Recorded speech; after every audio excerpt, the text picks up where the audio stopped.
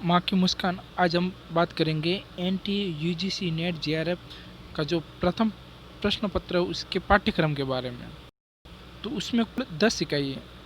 कितनी इकाई है? 10 इकाई। और प्रत्येक इकाई से 5 प्रश्न आते हैं। कितने? 5 प्रश्न। इसका मतलब ये है कि आपको 50 प्रश्न मिलेंगे और वो 50 प्रश्न, प्रत्येक प्रश्न 1 नंबर 2 नंबर का होगा। तो कुल मिला के 50 इंटू 2 बराबर 100 नंबर, यानी कि प्रथम प्रश्न पत्र 100 अंक का होगा और उसमें कुल 10 इकाई है। पहली इकाई है शिक्षण अभिवृत्ति। अब शिक्षण अभिवृत्ति में आपको क्या पढ़ना है? शिक्षण की अवधारणाएं पढ़नी है, उद्देश्य पढ़ना है, शिक्षण का स्तर पढ़ना है और शिक्षण के स्तर में भी एक तो स्मरण शक्ति, समझ और विचारात्मक वो पढ़ना है। फिर उसकी विशेषता और मूल अपेक्षाएं पढ़नी है। फिर दूसरा पॉइंट है शिक्षार्थी की विशेषता। शिक्षार्थी की विशेषता में किशोर है, वयस्क है, शिक्षार्थी की उपेक्षा, उसमें भी शैक्षिक और सामाजिक और भावनात्मक और संज्ञानात्मक व्यक्तिगत भिन्नता पढ़नी। इसमें क्या पढ़ना है? इसमें 1-2 मनोवैज्ञानिक हैं जैसे जीन पियाजे हैं, थॉर्नडाइक हैं, उनकी कुछ नियम बताए हुए ना, उनको आपको पढ़ना है। फिर है शिक्षण प्रभावक तत्व, यानी कि शिक्षण को प्रभावित करने वाले तत्व कौन कौन से हो सकते हैं? जैसे शिक्षक है, सहायक सामग्री है, संस्थागत सुविधा है, शैक्षिक वातावरण है। उच्च अधिगम संस्थाओं की पद्धति अध्यापक केंद्रित बना शिक्षार्थी केंद्रित, यानी कि अधिगम की जो टीचिंग मेथड होती है ना, शिक्षण विद्या, उसमें जो शिक्षक केंद्रित और विद्यार्थी केंद्रित। फिर उसके बाद में ऑफलाइन बना ऑनलाइन। अब ऑफलाइन और ऑनलाइन पढ़ाई जो हो रहा है, ठीक है ना, हो रही है वर्तमान में, जैसे औपचारिक व अनौपचारिक, जिसमें स्वयं है, स्वयं प्रभा है, और स्वयं की तो बार बार परीक्षा में फुल फॉर्म पूछी जा रही है। किसकी? स्वयं की। स्वयं प्रभा है, मुख्य है इत्यादि। शिक्षण सहायक प्रणाली परंपरागत आधुनिक आईसीटी पर आधारित, यानी कि वर्तमान में जो आईसीटी और परंपरागत आधुनिक है उस पर जो आधारित वर्तमान में तकनीकी चल रही है उसके बारे में एक आधा प्रश्न पूछे लिया जाता है। फिर अंतिम बिंदु है मूल्यांकन प्रणालियाँ। मूल्यांकन के तत्व और उनके प्रकार। उच्च शिक्षा में विकल्प आधारित क्रेडिट प्रणाली में मूल्यांकन पद्धति में नवाचार, सतत मूल्यांकन वगैरह, इनके बारे में प्रश्न पूछा जाता है। दूसरी इकाई है शोध अभिवृत्ति। शोध अभिवृत्ति में आपको उससे पहले तो शोध क्या है, उसका अर्थ क्या है, प्रकार क्या है, विशेषता क्या है, प्रत्यक्षवाद और उत्तर प्रत्यक्षवाद शोध के उपागम पढ़ना है। शोध पद्धतियाँ कौन कौन सी होती है? जैसे प्रयोगात्मक, विवरणात्मक, ऐतिहासिक, गुणात्मक और मात्रात्मक। गुणात्मक और मात्रात्मक शोध पर एक प्रश्न पूछा जाता है। शोध के चरण कौन कौन से हैं? प्रमुख चरणों को आपको ध्यान में रखना है। यहाँ से एक प्रश्न आता है। शोध प्रबंध व आलेख लेख फॉर्मेट के संदर्भ में शैली भी प्रश्न पूछा जाता है। शोध में आईसीटी का अनुप्रयोग और शोध नैतिकता। अब तीसरी इकाई में आपको एक गद्यांश दिया जाएगा और गद्यांश पे 5 प्रश्न होगा।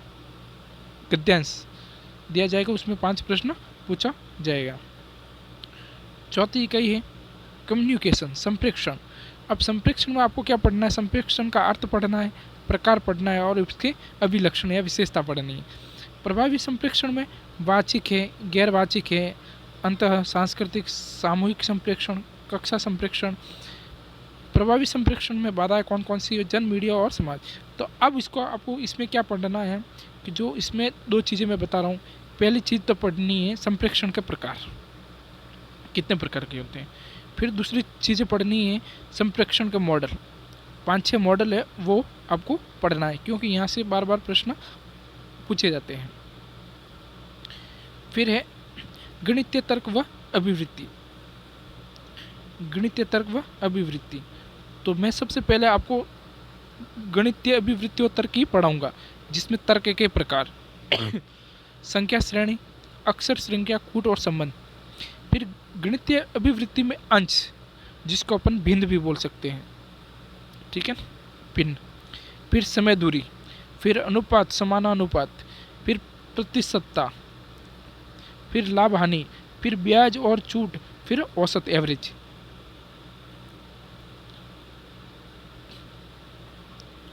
फिर इसके बाद में आपको अगली इकाई पढ़नी है, छठी इकाई है युक्ति युक्त तर्क। युक्ति के ढांचे का बोध वो पढ़ना है, युक्ति के रूप पढ़ने हैं, निरुपाधिक तर्क वाक्य का ढांचा, अवस्था, प्राकृतिक, औपचारिक और अनौपचारिक युक्ति के दोष।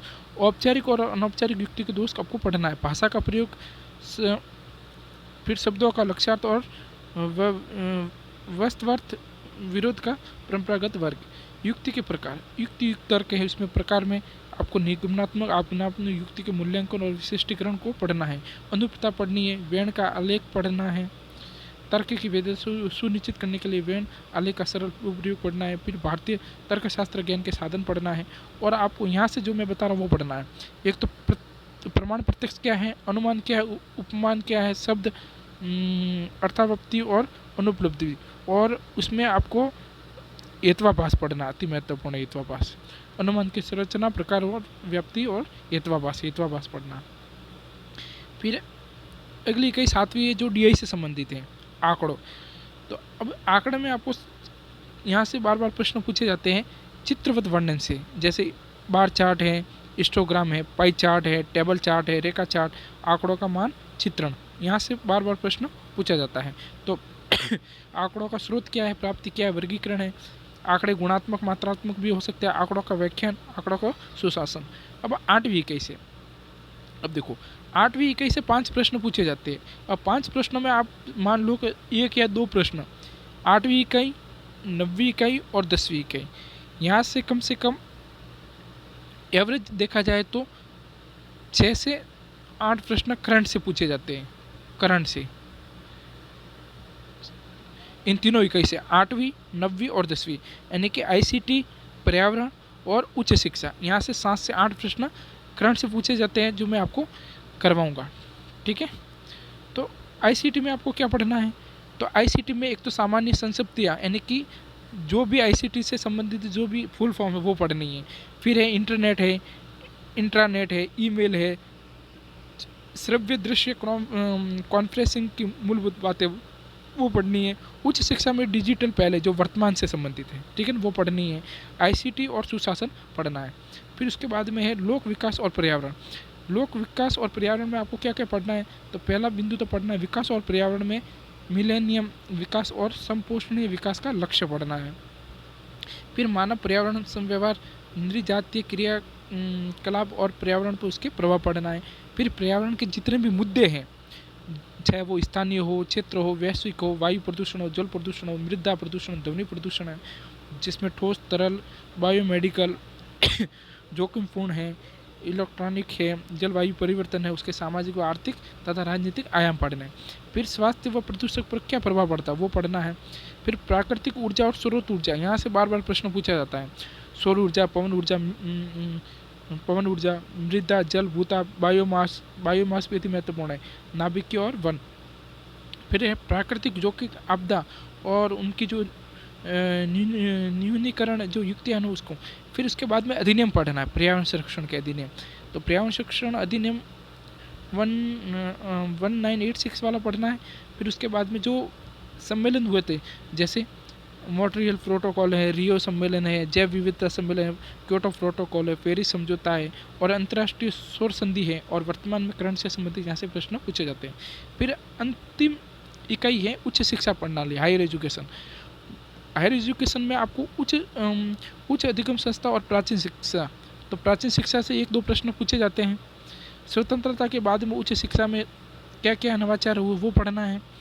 भारत में प्राच्य, प्रारंभिक और गैर प्रारंभिक अधिगम कार्यक्रम कौन कौन से वो पढ़ना है। फिर व्यावसायिक, तकनीकी और कौशल पर आधारित पढ़ना है। मूल्य शिक्षा और पर्यावरण शिक्षा पढ़ना है, और नीति सुशासन और भी पढ़ना है। फिर उसके बाद इसी में आपको इसी इकाई में पढ़ना है राजनीतिक के बारे में। यहाँ से भी 1-2 प्रश्न आ जाते हैं, जैसे राष्ट्रपति है, प्रधानमंत्री है, संसद है, कार्यपालिका है, न्यायपालिका, व्यवस्थापिका है, सीजीए के बारे में। ठीक है, तो कुल मिला के ये पाठ्यक्रम था जो हमने यहाँ पे अध्ययन किया। ठीक है, तो सबसे पहले आपको किसी भी युद्ध को जीतने के लिए उपयुक्त रणनीति होनी चाहिए। इसका मतलब ये है कि आपके पास में पाठ्यक्रम होना चाहिए और आपको इसके बारे में जानकारी प्राप्त होनी चाहिए कि आपको क्या पढ़ना और क्या छोड़ना है। ठीक है।